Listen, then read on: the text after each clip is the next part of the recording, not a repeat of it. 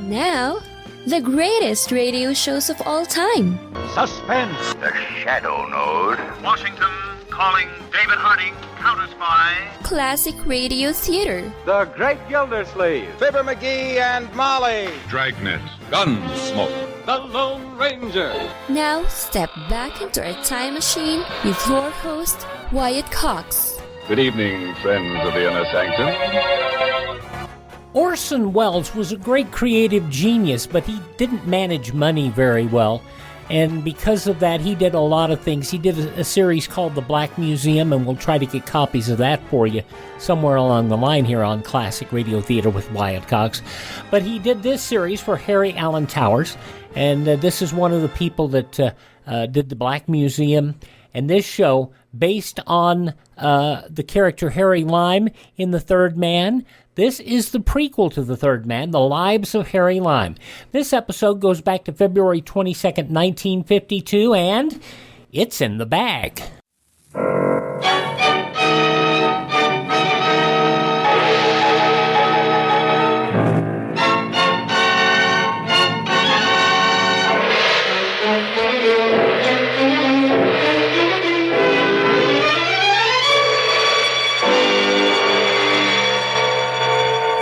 Presenting Orson Welles as The Third Man.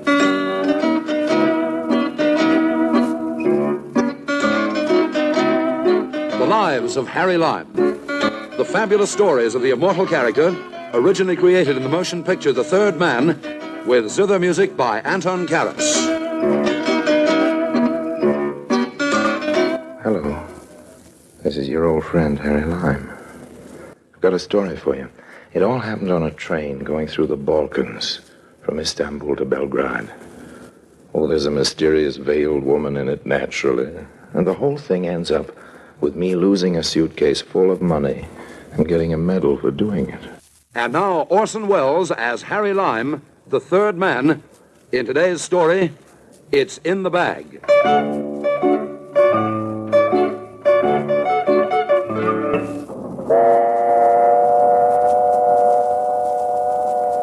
The Orient Express, the central line that is, runs between Istanbul and Paris. I wanted as much mileage between me and Turkey as possible, so I had my ticket booked all the way. Orient Express, is one of those famous trains like the Scottish Flyer, the Chief, the 20th Century, the Blue Train, the Trans-Siberian. In the bad old days before the war, the Orient Express, particularly as far as Athens, could be relied on to provide a better cross-section of weird animals than a traveling circus. It was the kind of arena where you found bearskin hats and velvet collars, beards like cowcatchers, and mustachios as big as ox horns, and, of course, always the mysterious veiled ladies that turned the Balkan evenings into Arabian Nights. Now, in the bad new days, the traveling companions you're likely to find yourself with are rarely more than faces to break the monotony of the landscape. Take my own neighbor, a little Greek in a suit that looked as if it had been clipped out of a comic strip. His face, if you could call it a face, was just something that grew a few inches north of his neck.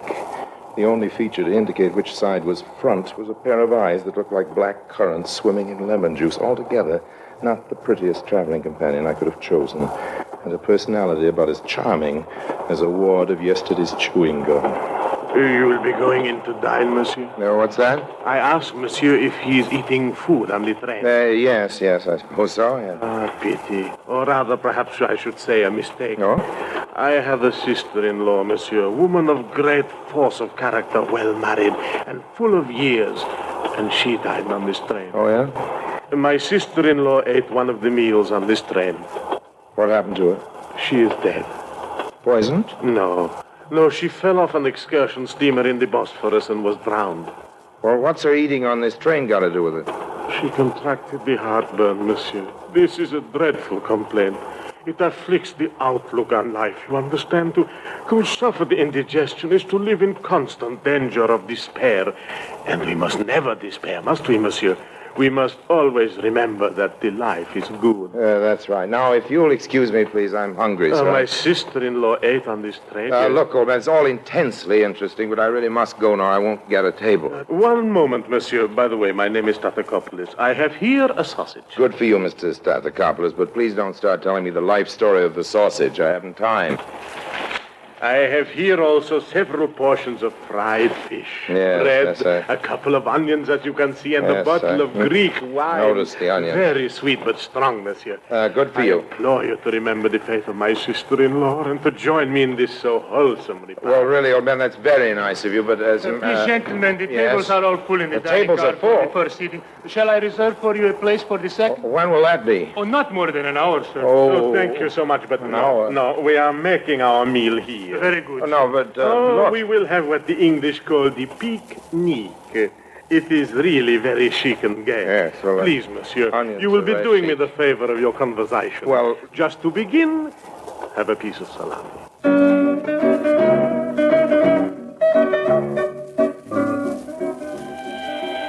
Luckily, as Mr. Stathopoulos had promised, the wine of his country, although tasting a little like concentrated extract of candy store with a bit of cough medicine thrown in, had the kick of the proverbial army mule. I took very little, and he took quite a lot, and pretty soon, Greece's most relentless conversationalist was beginning to slow up. Oh, you're a wonderful fellow, Mr. Lime. That's Yeah. what you said your name is. Call me Harry, and if you feel like it, old man, we'll turn out the light now and you can go to sleep. Want to try and get some sleep? No. Oh, no. I do not care to sleep. No, thank you, Mr. Lime. Oh, that's all right. No, indeed. I do not think I do not trust you, but all the same, I will not sleep. Oh, what's trusting me got to do with it? But I do trust you, Harry. I trust you implicitly. That's all right. Salami. That's quite all right. Yeah. You're very kind, Harry. I like you, but I have the... Take some more wine. That'll cure you. An excellent idea. Finish it up, old man. It's yours. Oh, well, if you insist, just this tiny drop. Well, chin. Oh, chin. Excuse it, please. Now the wine is finished. We will talk. Well, if you don't mind, old man, I think I'll just turn off the light and try to catch up a little shut-eye. Oh, the light? No. You must not do that. No, the light that's all must right. remain on. Oh, but why? If you turn off the light, it is dark. And you're scared of the dark? The dark? No. But when it is dark, the caps of my eyes close, and who knows, with the caps shut, I might go to sleep. Do you a world of good, old man. Tell me the truth, Harry. If you have $10,000 in your pocket, will you go to sleep? I've got more than that. More? More than $10,000? A whole lot more. Doesn't keep me from sleeping. How much more? $100,000. $100,000? Dollars, that's right. Well, thanks for the picnic, old man, and be sure to wake me up when we get to Belgrade. Good night.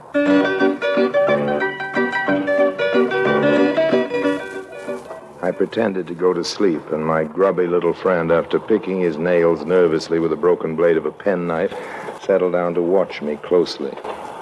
I observed all of this out of the corner of one slightly opened eye and went on with a lot of fake snores for his benefit, praying all the time that the wine would finally be too much for him and he'd nod off. But not a hope of that. No, he was going to stay awake if it killed him. I could have killed him out of sheer exasperation. Harry, wake up. Yes, what is it? We pretty soon be at the border. Will we? And then what will you say to the customs officials about that money? I'm not going to say anything. That is clever of you. Yeah? Me, I'm not going to say anything either. They very seldom search one's pockets, and I think we will be safe. Sure, we'll be safe. Forgive me for waking you up, Oh, Harry. it's all right. But I'm nervous. You mean you aren't used to carrying all that dough? That's right. I keep everything else in the bank. But this, I have made on perhaps I should not tell you. But then I could see you a regular fellow. Sure.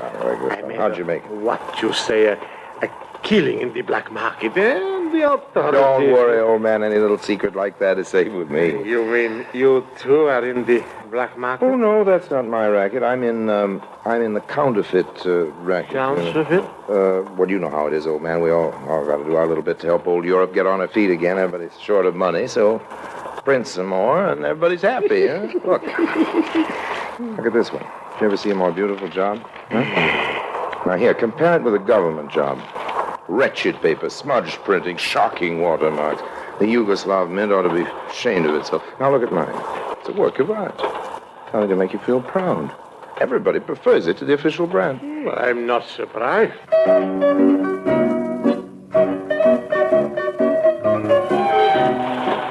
So, with some underground assistance from another bottle of the local hooch, I allowed myself to be drawn into a business deal, $50,000 worth of nice, crisp Yugoslav banknotes to be sold to Mr. Stathakopoulos at 25% of face value if, and that's a mighty big if my partner in Belgrade would agree to it. But, Harry, why should he not? Because he's got his own clients, old man, waiting for the whole thing, don't you see? And I'll tell you what I'm going to do. At the next stop, I'll get out and phone Belgrade. If my partner says okay, it's a deal.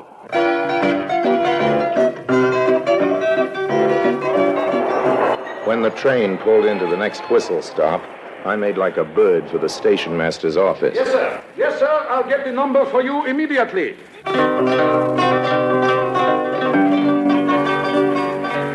From where I sat by the window, I could see my little Greek watching me from the train compartment. I gave him the old OK sign, and he produced a grin that looked as if his teeth hurt him. Oh, here is your call, sir. Thanks.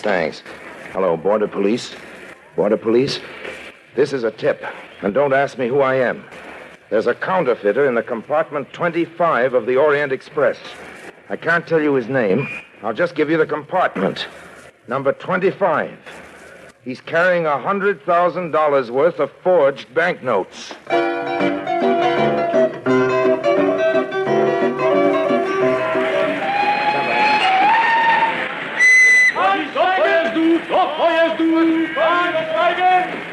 Co się dzieje, proszę państwa? Nikt nie rozumie, wszyscy krzyczą, nie wiadomo... Treno, guarda, subito, facciamo presto, altrimenti lo perdiamo. Andiamo subito.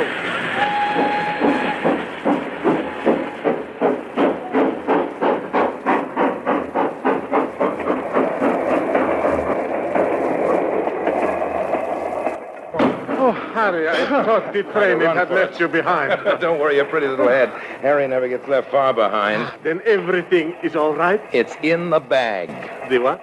The bag. Bring out the cash and we'll swap. It's okay with my partner, but I've got to get off at the next stop and meet another client. Let's hustle. All right, Harry. Shall I count it out? Don't bother. Just put it down over here on the seat and I'll count it. Count my stuff at the same time. Right. All right, 2, 3, 6, 7, 8. That's $1,000.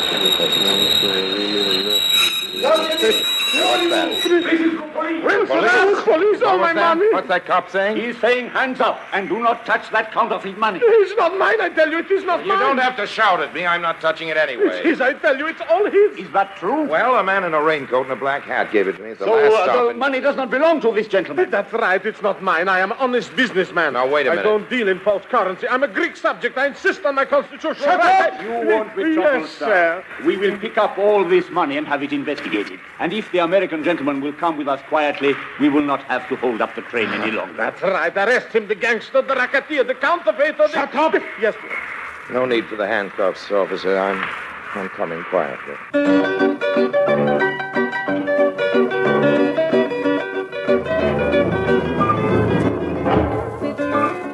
When the jail door shut behind me, I gave 1 minute's silence to the memory of a certain little Greek salesman who must have discovered by now that he'd talked himself out of $10,000.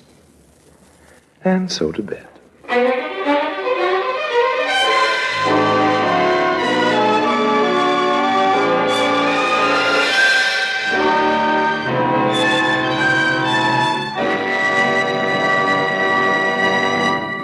What did they say? 3 hots and a cot? The Lives of Harry Lime. February 22nd, 1952. He's in jail for a while. We'll get more here in a moment on Classic Radio Theater with Wyatt Cox. Here's some great news. If you missed the deadline to sign up for health insurance, or if you just have a plan you're not happy with, you still have a choice. It's called MediShare. There are hundreds of thousands of members, and they love it. MediShare has a 98% customer satisfaction rating, and this is obviously huge. The typical family saves around $6,000 a year switching to MediShare. Find out more. They're great to talk to. 833-34-BIBLE. That's 833-34-BIBLE. You've heard us talk about the luxurious Giza Dream sheets from MyPillow. Well, now they're on sale, 60% off, as low as $39.99. Lots of other overstock items and a free copy of Mike Lindell's book, What Are the Odds from Crack Addict to CEO, with any purchase, but you've got to use my promo code USA. Go to MyPillow.com, the Radio Listener Square, use my promo code USA, or call 1-800-951-8175. So in this episode of The Lives of Harry Lime's discovering life in the Gray Bar Motel. This episode from February 22nd, 1952. It's in the bag. And now Orson Welles as Harry Lime, the third man. In today's story, It's in the Bag.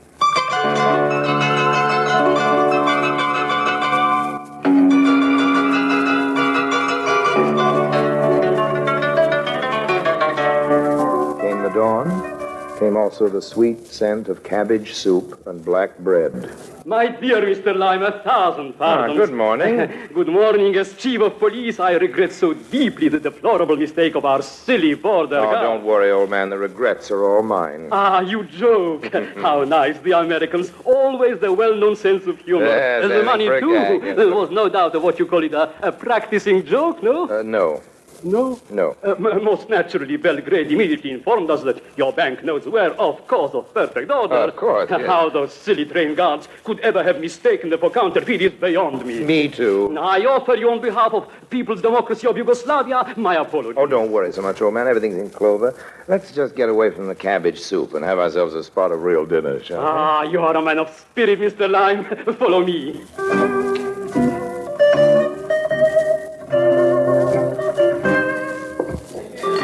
Don't let anybody tell you they're starving in Europe. You just got to know where to go. Me, I went to what used to be the Royal Suite at the best hotel in town and had myself a ball with the chief of police and one or two of the local celebrities. The female celebrities, that is. Oh, Harry, you are the limit. I want more champagne. Waiter, another bottle of champagne for everybody. Harry, give him a little kiss, Nina. Oh, Harry! Yeah, you see? That's how to handle those Europeans. Treat them right, I always say, and they'll treat you right. And so goodbye to gay little Yugoslavia.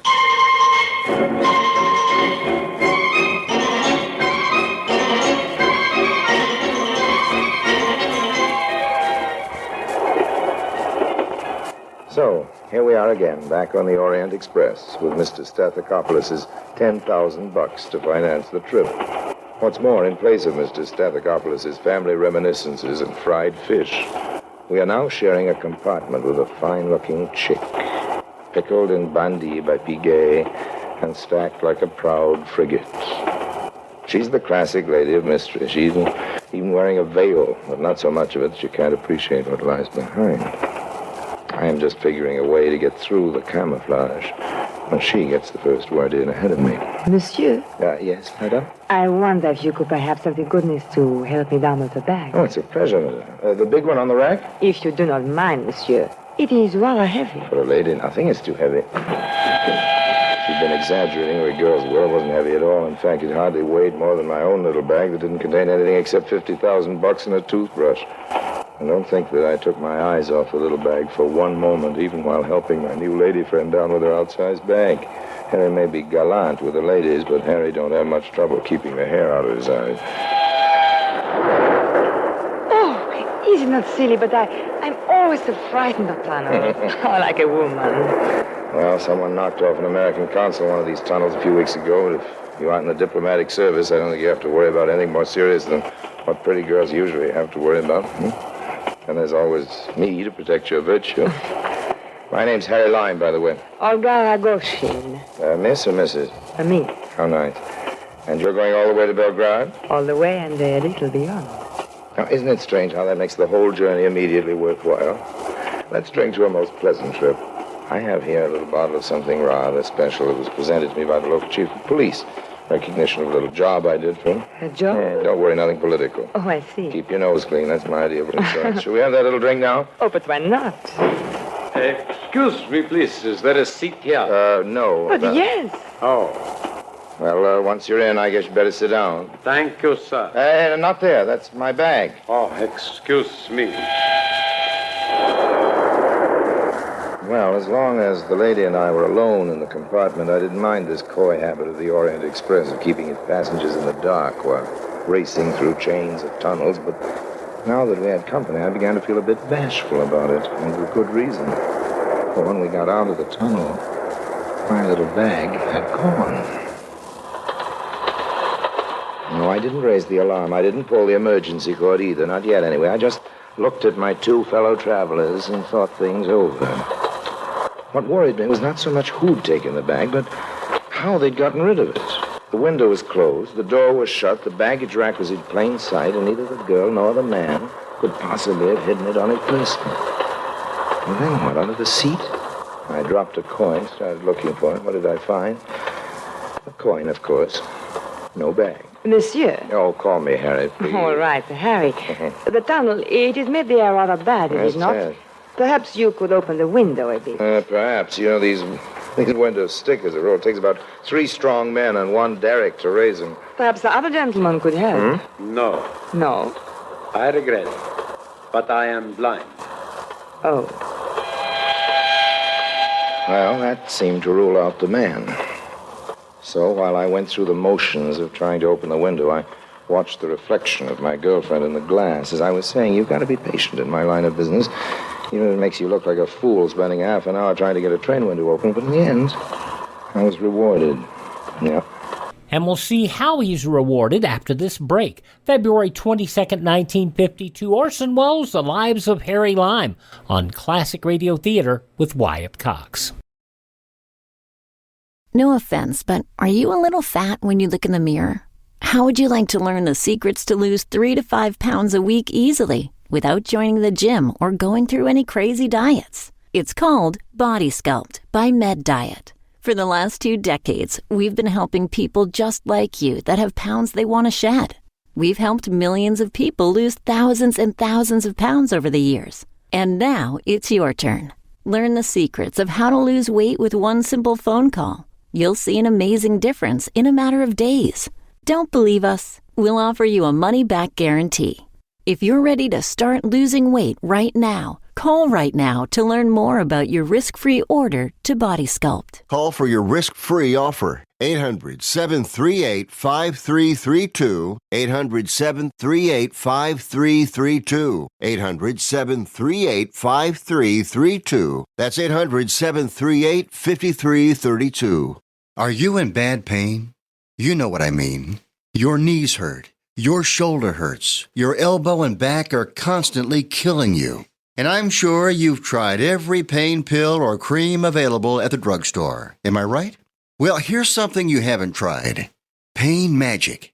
Pain Magic is not available at any drugstore. The only place you can get it is by calling the special toll-free number I'm about to give you. And to make things even better, call right now and find out about our buy one, get one free offer. We're so confident it'll work for you that we offer a free bottle with your purchase. No prescription required. Call now to learn how you can get Pain Magic and get rid of your pain. Remember, your results may vary. 800-492-8164. 800-492-8164. 800-492-8164. That's 800-492-8164.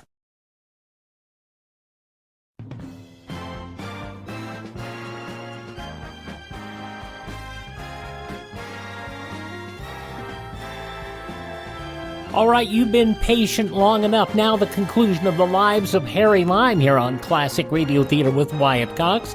It's in the bag, February 22nd, 1952. It was the big bag, of course. My little bag was in the big one. Very cute.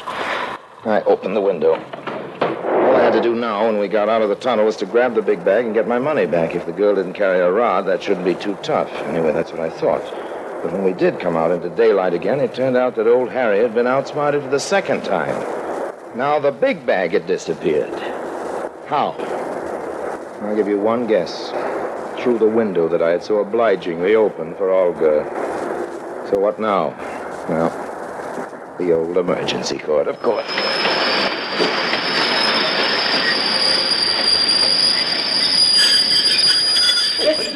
I say, what happened? An American. He fell from the Oh, train. he jumped. He's running away now. Well, how will I know? He's an American, that's why. The train guards, they are after him. They will catch him. Yes, they will catch him. That was just about what I figured myself. Those Yugoslavs knew their tunnels. I was way ahead of them, but they were closing in on me. Anyway, somebody was closing in. As I was running and stumbling through that tunnel, a nasty thought occurred to me. Maybe it was the blind man, after all, who tossed out the bag. If so, he'd have all the advantage over me in the dark. And at that moment, I stumbled over something and fell. What I'd fallen over wasn't the bag, and what my fingers touched wasn't money, but a face. A man's face. I couldn't see who it was. There wasn't time to strike a match. The train guards were right behind me, and I had to run, but I didn't run far, for suddenly I had it all figured out. The Greek must have sent the dame with the trick bag after me to get back his dough. She had an accomplice placed in the tunnel to pick up the bag. The whole thing was timed perfectly. A bit too perfectly. Because when Olga tossed out the bag, it hit her accomplice on the noodle and knocked him cold. So why was I running? You tell me. Or, as my mother used to say, Harry, there's nothing like the force of habit. Hey there! Mr. Lime! Hello, Mr. Lime! So help me, it was my old chum, the police chief. Mr. Lime, are you there? Here! We got you, Mr. Lime. Come on back. What can you do when you get that sort of reception? You gotta be polite. So you go back like a good boy.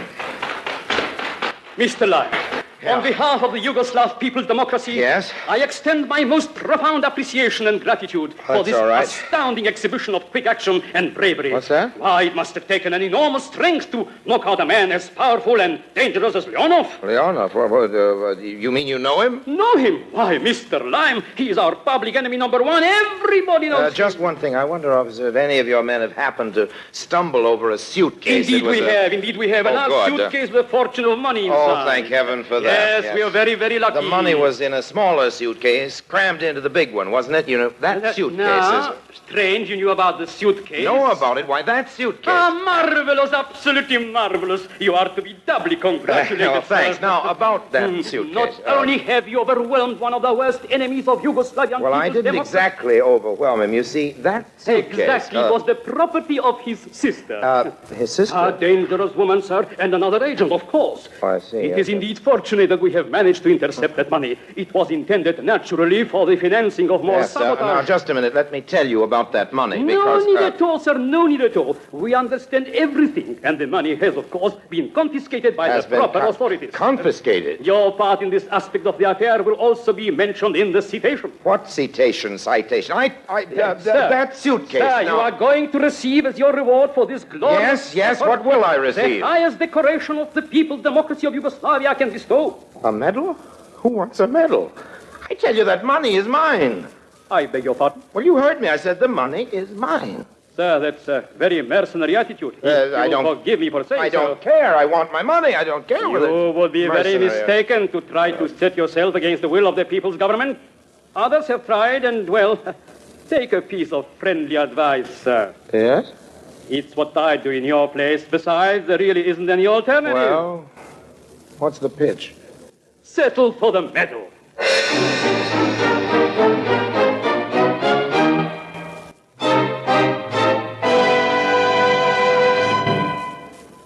And now, Harry Lime.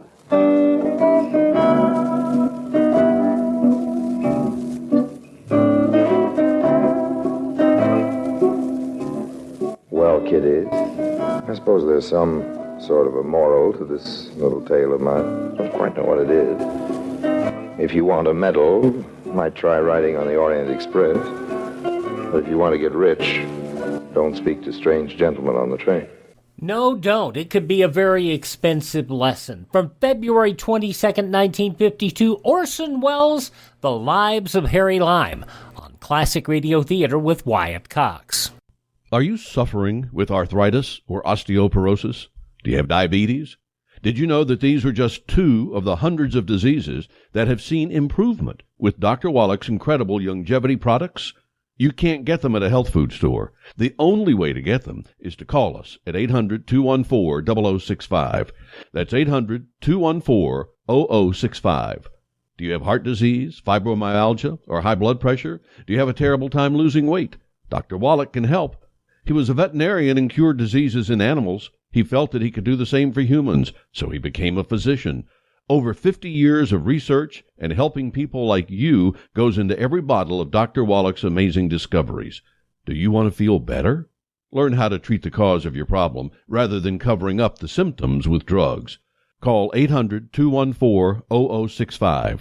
That's 800-214-0065. Now on Classic Radio Theater with Wyatt Cox, it is part 3 of the 5-part Yours Truly Johnny Dollar story, The Bennett Matter, a truly hot story, considering arson is involved. This episode originally broadcast February 22nd, 1956. From Hollywood, it's time now for...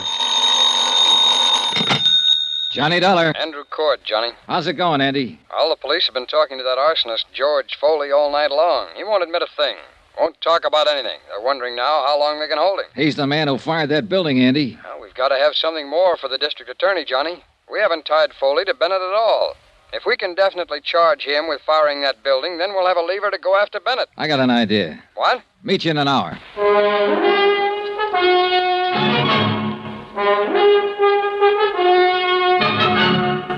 Tonight and every weekday night, Bob Bailey in the transcribed adventures of the man with the action-packed expense account, America's fabulous freelance insurance investigator. Yours truly, Johnny Dollar.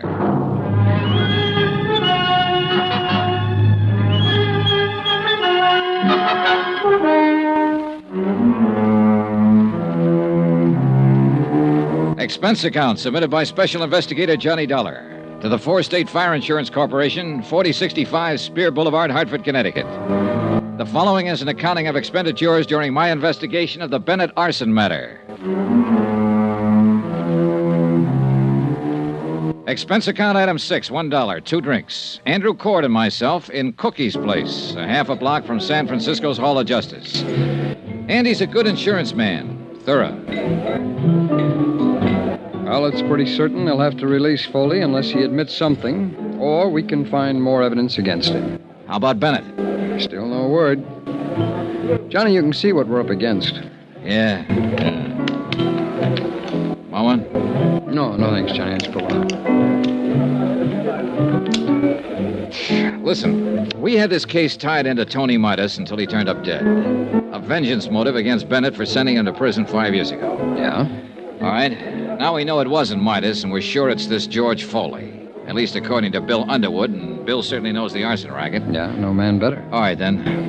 Who shot Bennett? Oh, I don't know, Johnny, but that's not our worry at the moment. Andy, think. It might have been Foley. It couldn't have been Midas. But there is someone else. You mean Bennett's niece? Sure, his niece. She had a reason because of what Bennett did to Midas, who was her husband. And she's got a reason to help us. Yeah? Nobody can find her. Nobody knows where she is. They'll find her. And I want to make a deal. What? Sure. If I find her, I'll ask her what information she can give us about Bennett and Foley. Possibly she has something. She said she did once. Now, look, if she shot her uncle, she'll have to stand for assault and attempt to kill. Can we give her legal help in her case? Johnny, I don't know. I want to know if I can promise her that if I see her. Can I? Well, you can tell her that we'll do what we can, the very best that we can. Okay, good. Want another drink? No, thanks, Johnny. All right, I'll try and get in touch with Elizabeth Bennett. How? The police haven't gotten anywhere. Oh, I've been here 2 days, and I got friends all over this town. Expense account item 7, $1.05, cab fare. From the Hall of Justice to the apartment house of Marty Engel, lawyer, philosopher, and egg poacher. Again? Yeah. You better close that door and lock it, Mr. Engel. It's awful late for this. Are you drunk? Nope. Locked. Now what? You asked me if I ever found Tony Midas to tell you about it. We found him, Mr. Engel. He's dead. Oh, no. Oh, yes. And he didn't do any of the things we thought he might have done. I'm here to find out what you might have done. How did he die? Tuberculosis. He's had it for 2 years. Didn't know. No, I didn't know. I didn't know about it. I don't know how to figure you, Engel. I haven't been able to ever since I met you. Doesn't make any difference what I think of you, but it does make a difference how you answer one question. A lot of difference to you. What is it? Did you help Arnold Bennett frame Tony Midas and send him up to San Quentin?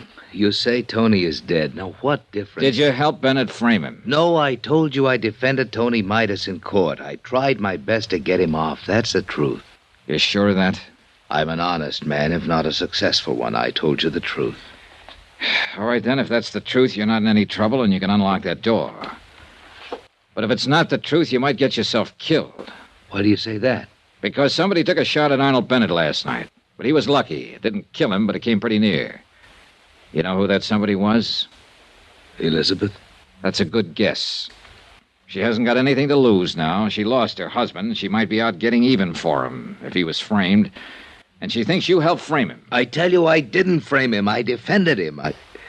I think Bennett stacked everything against him. I told you that once. I think Midas was an innocent man, but there was nothing I could do. Oh, wait a minute. What? Shh. Who are you expecting? No one. Ask who it is. Go ahead, ask who it is. Who is it? Elizabeth Bennett, Mr. Engel.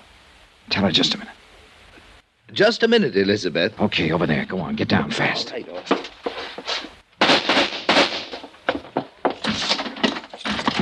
No, you don't! Engel, call the police. Hold it. Hold it, Elizabeth. Hold it up.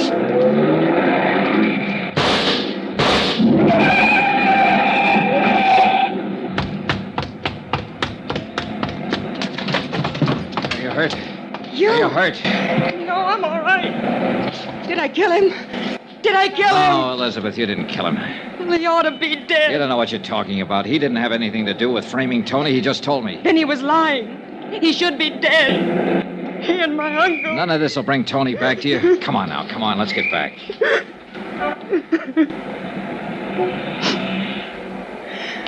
How many tramps have you met in your life, Mr. Dollar? A few. Come on. Come on. When you met my Uncle Arnold, you met a real one.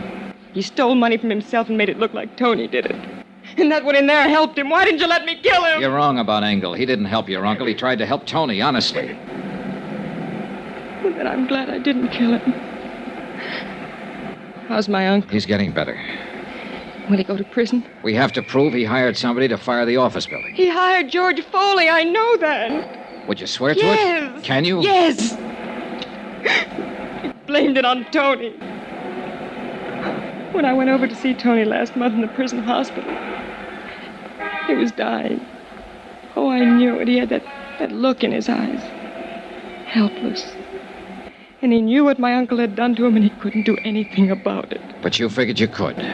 You shot your uncle when you found out Tony was dead. And you came here to kill Engel. I thought he helped Uncle Arnold send Tony to prison. I thought he helped kill Tony. They did kill him, you know, when they sent him to prison. They killed him as surely as if they'd shot him down. 5 years I waited for Tony to get out of that awful place. I waited to hold him in my arms and tell him it was all over. 5 years I waited to help him forget his hate and my hate. Loving him so much every day that...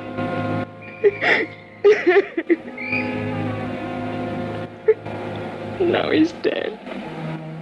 What can you or I or anybody do about what they've done to Tony? Look at me, Mr. Dollar. I'm not what you'd call beautiful. I'm not even pretty. Nobody ever looked at me twice until Tony. He looked at me and he loved me. And now he's dead. And I'm dead inside. I'm dead inside, and I'll be glad when I'm dead outside.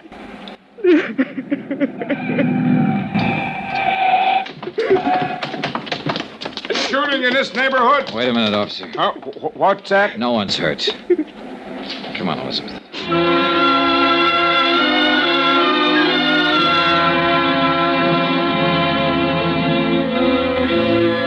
Elizabeth Bennett made a statement down at the Hall of Justice admitting she fired a shot at Arnold Bennett, hoping to kill him. She also admitted the assault on the lawyer, Marty Engel. Charges were immediately filed, and she was held in the women's section of the city jail. In a separate statement, she told how she had seen Arnold Bennett meet George Foley in a downtown bar. Foley still maintained that he had nothing to do with the fire in the Bennett building and denied any connection with Arnold Bennett. I gave Elizabeth Bennett's statement to Andy Cord, and he took it to the assistant district attorney.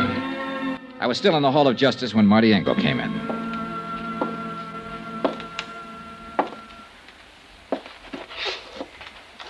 Dollar? Oh, hello, Mr. Engel. How is Elizabeth? They're holding her. I'm not going to press any charges. Well, that's pretty decent of you, Mr. Engel. She's a pretty unhappy girl. I'd like to help her. Her uncle will probably press charges against her. I'd like to defend her. What? She needs a lawyer. I didn't do very well for her husband. Maybe I can do better for her. I hope so. Funny world, isn't it? Not tonight, it isn't. No, I guess not. Yeah. Well, I'll see you, Mr. Dollar. Right. Johnny? Oh, Andy, hi. Well, kid, you ought to pat yourself on the back. They're going to go ahead against George Foley for the arson job. Enough for them now, huh? That's a pretty good case against him, whether he opens up and talks or not.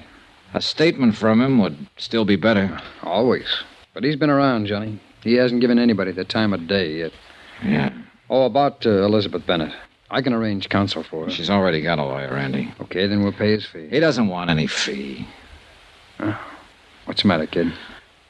Boy, maybe all this has been a little too much. Hey, what time is it?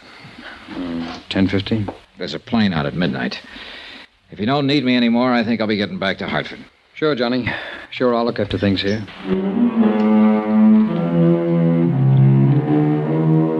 Expense account item 7, $49.65. Hotel and meals in San Francisco. Item 8, same as item 3, transportation back to Hartford.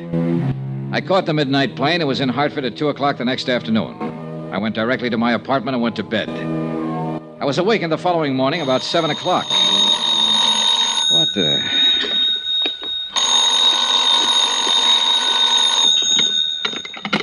Johnny Dollar. San Francisco calling, Mr. Dollar. Okay. Is this Mr. Dollar? Yes, yes. Mr. Andrew Cord is calling. One moment, please. Go ahead, please. Johnny? Hi. Can you come back to San Francisco right away? Should I... Well, I just got home. And we need you again. Jake Eggleston is going to defend Foley in court. Eggleston? He's already got him out on a writ. What? This case is worth $500,000 to us, Johnny. If anything happens that Foley gets off, we won't have a chance to get Bennett. You sound scared. I am.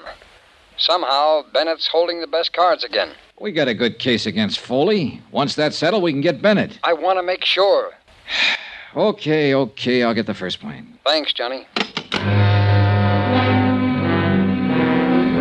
Even as I hung up the phone, I was thinking of Marty Engel's words. You'll never get Arnold Bennett. He's too good for you, Dollar. Too good for your insurance company, your fire investigators, everybody. No stronger man ever lived, he said. And somebody had to prove Engel was wrong.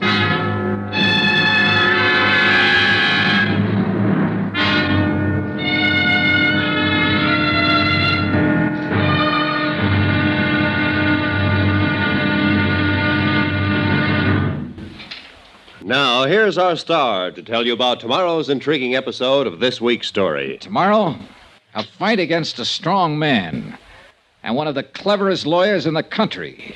Join us in court. Yours truly, Johnny Dollar.